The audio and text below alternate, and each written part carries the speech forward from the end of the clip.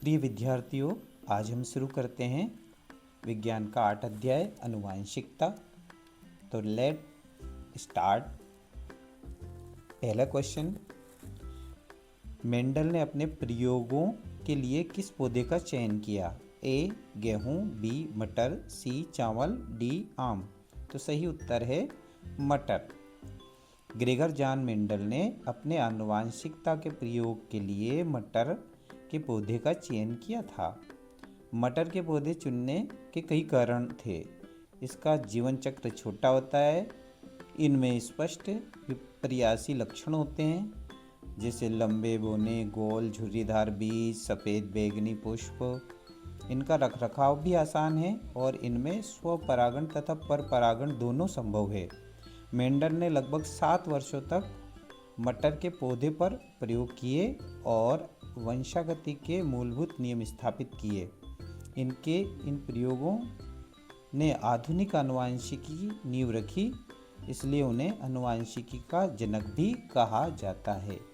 सभी बच्चे इसको पूरा पढ़ें, बहुत ही इम्पोर्टेंट है, क्वेश्चन में भी इसको पूछ सकते हैं।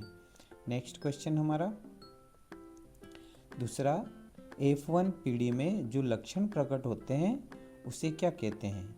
ए अप्रभावी लक्षण, बी प्रभावी लक्षण, सी संकर लक्षण, डी समयुग्मी लक्षण। तो सही उत्तर है हमारा प्रभावी लक्षण। जो पहली पीढ़ी में प्रदर्शित होते हैं प्रभावी, और दूसरी पीढ़ी में प्रभावी और प्रभावी दोनों के लक्षण दिखाई देते हैं। नेक्स्ट क्वेश्चन हमारा, डीएनए का वह भाग जिसमें किसी प्रोटीन संश्लेषण की सूचना होती है क्या कहलाता है? ए गुणसूत्र, बी जीन, सी क्रोमेटिड, डी न्यूक्लियोटाइड। तो सही उत्तर है हमारा जीन। जीन डीएनए का एक विशिष्ट खंड है जो किसी विशेष प्रोटीन के संश्लेषण के लिए सूचना संग्रहित रखता है। प्रत्येक जीन एक विशेष लक्षण के लिए जिम्मेदार होता है। जीन में संग्रहित सूचना के अनुसार विशिष्ट प्रोटीन का निर्माण होता है और ये प्रोटीन विभिन्न लक्षणों की अभिव्यक्ति को नियंत्रित करते हैं। उदाहरण के लिए, पौधे की लंबाई के लिए जीन एक एंजाइम बनाने की सूचना देता है जो वृद्धि हार्मोन के उत्पादन को नियंत्रित करता है। जीन वंशानुगति की मूल इकाई है और माता पिता से संतान में स्थानांतरित होता है। मानव में लगभग 20,000 से 25,000 जीन होते हैं, ये याद रखिएगा प्लीज़। नेक्स्ट क्वेश्चन हमारा चौथा, मेंडल के एक संकर संकरण में F2 पीढ़ी में लक्षणों का अनुपात क्या होता है? F2 पीढ़ी मतलब द्वितीय पीढ़ी में ए 1:2, बी 2:1, सी 3:1, डी 9:3:3:1। तो सही उत्तर है हमारा 3:1। नेक्स्ट क्वेश्चन हमारा पांचवा, निम्नलिखित में से कौन सा लक्षण वाई गुणसूत्र द्वारा वंशानुगत होता है?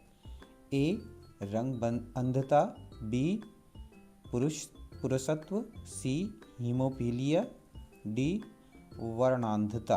तो सही उत्तर है पुरुषत्व। अगर वाई लक्षण किसी संतान में आते हैं पुरुष से तो XY बनता है जो लड़के या पुरुष को पैदा करता है। अगर माँ से X और पुरुष से X आएगा तो लड़की संतान पैदा होती है। नेक्स्ट क्वेश्चन, इसी से लिंग निर्धारण भी होता है। 6 वाला क्वेश्चन, TT और TT के संकरण से F1 पीढ़ी में कौन सा जीन प्ररूप प्राप्त होता है? ए TT, बी T और T, C small t, D capital T, double T और स्मॉल डबल T। तो सही उत्तर है हमारा T कैपिटल और T स्मॉल। नेक्स्ट क्वेश्चन, द्विसंकर संकरण में F2 पीढ़ी में लक्षण प्ररूप का अनुपात क्या होता है? 3:1, 1:2:1, सी 9:3:1, डी 1:1:1। तो सही उत्तर है हमारा 9:3:1। नेक्स्ट क्वेश्चन, मानव में कितने जोड़े गुणसूत्र होते हैं? जोड़े गुणसूत्र पूछा है तो A 22, B 23, C 44 और D 46। तो सही उत्तर है हमारा 23 जोड़े गुणसूत्र। अगर संख्या पूछे तो 46 या 46 बोलेंगे हम।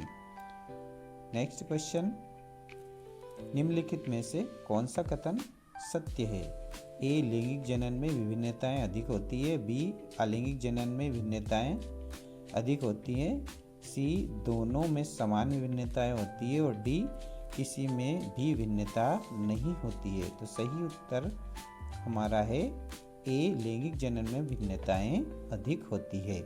नेक्स्ट क्वेश्चन 10वां, स्त्रियों में लिंग गुणसूत्र का प्रकार क्या है? A XY, B XX, C YY, D XO। तो सही उत्तर हमारा है XX। अगर XX होगा तो ही संतान लड़की होगी, अन्यथा लड़का। 11वां क्वेश्चन हमारा, जीन में परिवर्तन का क्या परिणाम हो सकता है? प्रोटीन की दक्षता प्रभावित हो सकती है, B लक्षण में परिवर्तन हो सकता है, C उत्परिवर्तन हो सकता है, D उपरोक्त सभी। तो सही उत्तर है उपरोक्त सभी हो सकते हैं। नेक्स्ट क्वेश्चन हमारा 12वां, प्रभावी लक्षणों को किस अक्षर से दर्शाया जाता है? ऑप्शन है हमारे A छोटे अक्षर से, B बड़े अक्षर से, C अंकों से, D ग्रीक अक्षरों से। तो सही उत्तर है बड़े अक्षरों से दर्शाया जाता है प्रभावी लक्षणों को। नेक्स्ट क्वेश्चन हमारा, गुणसूत्र किसके बने होते हैं? ऑप्शन है A केवल DNA के, B केवल प्रोटीन के, C DNA और प्रोटीन के और D RNA के। तो सही उत्तर है हमारा DNA और प्रोटीन के बने होते हैं। तो गुणसूत्र DNA और प्रोटीन के संयोजन से बने होते हैं। DNA एक लंबा अणु है जो आनुवांशिक सूचना संग्रहित रखता है। इसे संगठित रखने के लिए हिस्टोन नामक प्रोटीन की आवश्यकता होती है। DNA हिस्टोन प्रोटीन के चारों ओर लिपटा रहता है और क्रोमेटिन संरचना बनाता है। कोशिका विभाजन के समय क्रोमेटिन संघनित होकर गुणसूत्र बनाता है। गुणसूत्र पर हजारों जीन होते हैं। मानव में सबसे बड़े गुणसूत्र में लगभग 2000 से 2500 जीन होते हैं। गुणसूत्रों की संख्या और आकार प्रत्येक जीन में विशिष्ट होती है। प्रोटीन DNA की सुरक्षा और उसके कार्य को नियमन रखने में मदद करता है। नेक्स्ट क्वेश्चन हमारा आ गया है, मेंडल के प्रयोगों में F1 का पूर्ण रूप क्या है? फर्स्ट फिलियल जनरेशन, दूसरा B question first family generation, C first father generation, D first final generation. तो सही उत्तर है फर्स्ट फिलियल जनरेशन। इसका अर्थ है प्रथम संतति पीढ़ी।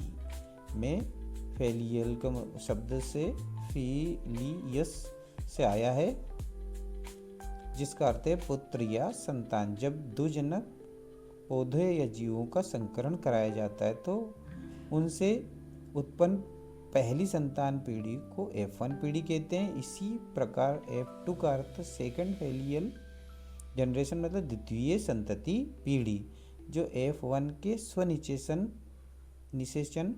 अंतः प्रजनन से प्राप्त होती है। मेंडल ने अपने प्रयोगों में कई पीढ़ियों का अध्ययन कराया है, वंशागत नियम स्थापित किए। यह नामकरण आज भी आनुवंशिकी में मानक है। नेक्स्ट क्वेश्चन, यदि T इज इक्वल टू, फिर से पढ़ते हैं 15वां, यदि T और T into capital T small t संकरण कराया जाए तो F1 पीढ़ी में स्मॉल t का प्रतिशत कितना होगा? A 0, B 25, C 50, D 75। तो सही उत्तर है 25। नेक्स्ट क्वेश्चन, जनन कोशिकाओं में गुणसूत्रों की संख्या कितनी होती है? A कायिक कोशिकाओं के समान, B कायिक कोशिकाओं की आधी, सी कायिक कोशिकाओं की दोगुनी, डी कोई निश्चित नहीं। तो सही उत्तर है कायिक कोशिकाओं की आधी, 46 से आधा कर देंगे। नेक्स्ट क्वेश्चन हमारा, निम्नलिखित में से कौन सा मेंडल का नियम नहीं है? प्रभाविता का नियम, बी पृथक्करण का नियम, स्वतंत्र अपव्यूहन का नियम, डी उत्परिवर्तन का नियम। तो सही उत्तर है उत्परिवर्तन का नियम मेंडल द्वारा नहीं दिया गया था, और ये विवरण भी आप अवश्य पढ़िएगा। नेक्स्ट क्वेश्चन, संयुग्मी और विषमयुग्मी में क्या अंतर है? ए संयुग्मी में दोनों एलील समान, विषमयुग्मी में भिन्न। बी में समयुग्मी में दोनों एलील भिन्न, विषमयुग्मी में समान, दोनों में कोई अंतर नहीं। और डी में केवल संख्या में अंतर होता है। तो सही उत्तर है हमारा संयुग्मी में दोनों एलील समान, विषमयुग्मी में भिन्न होते हैं। नेक्स्ट क्वेश्चन हमारा आ गया है यहाँ पर, मेंडल को आनुवंशिकी का जनक क्यों कहा जाता है?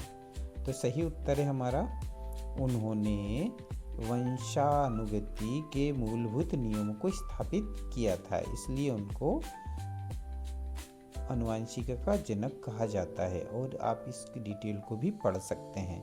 नेक्स्ट लास्ट क्वेश्चन जो प्रदर्शित नहीं होगा तो आप सुनकर इसे याद कर लीजिएगा। प्रश्न बोल रहा हूँ, कौन सी प्रक्रिया युग्मकों में गुणसूत्रों की संख्या आधी करती है? ए समसूत्री विभाजन, बी अर्धसूत्री विभाजन, सी द्विखंडन, डी मुकुलन। तो सही उत्तर बी अर्धसूत्री विभाजन। अर्धसूत्री विभाजन में ये आधे हो जाते हैं। नेक्स्ट हम अगले पार्ट में पढ़ेंगे। तो थैंक यू। अच्छा लगे तो सब